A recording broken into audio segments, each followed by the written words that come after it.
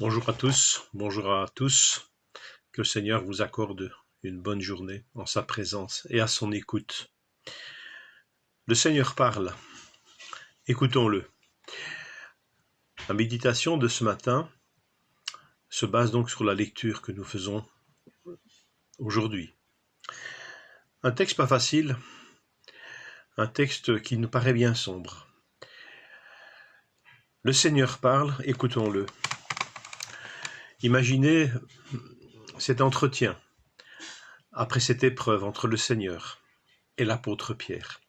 Je ne veux pas me prendre pour le Seigneur, mais voilà, j'ai un peu formulé cette méditation entre le je et le tu, comme si le Seigneur s'adressait directement à Pierre. Pierre, tu es l'objet d'un intense combat qui t'échappe et qui se passe au-dessus de toi. Mais j'ai prié pour toi afin que l'essentiel ne soit pas atteint. Cet essentiel, c'est ta foi. Quand tu seras déçu de toi après ta trahison, quand tu seras déçu de moi,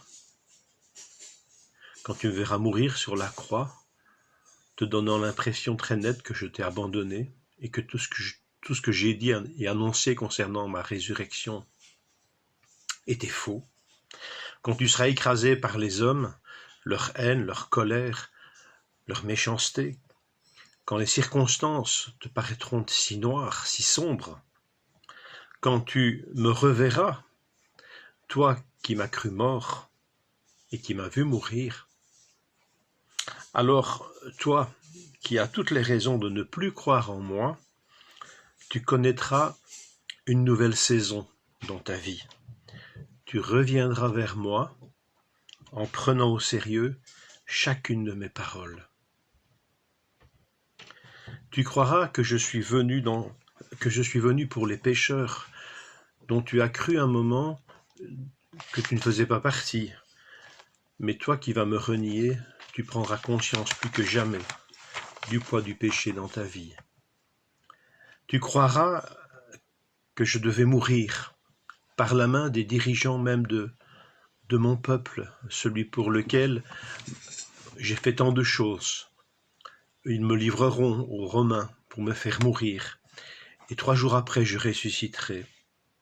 Tu croiras en tout cela, toi qui, quand je te l'ai dit, m'as répondu « À Dieu ne plaise, cela n'arrivera pas ». Tu croiras que la plus sage des réponses à mes paroles, même celles que tu ne comprends pas, ou celles qui te dérangent, ou celles qui te heurtent, la plus belle des réponses sera toujours la prière, humble, pour me demander de t'expliquer, pour me demander de comprendre vraiment avant de répondre à la va-vite. Tu comprendras que la plus belle des réponses à toutes mes paroles est la prière, toi qui n'as pas pu veiller 1 heure avec moi, cette heure qui précéda mon arrestation. Tu croiras que j'ai prié pour toi et que je continue de le faire parce que je t'aime et parce que je sais que l'essentiel consiste en cela. Tu croiras que dans le bon ou le mauvais jour, je reste le même à l'écoute de tes besoins. Le jour où je vous ai envoyé sans rien et où j'ai pourvu à tout, et ces jours où tu auras l'impression que je vous ai abandonné. En ces jours et de la même manière, je pourvois à tes besoins. Quand ta foi éprouvée se tournera à nouveau vers moi, alors tu pourras exercer la plus belle des activités à mes yeux, affermir tes frères et tes sœurs. Et eux qui connaîtront le même chemin pourront t'affermir toi aussi.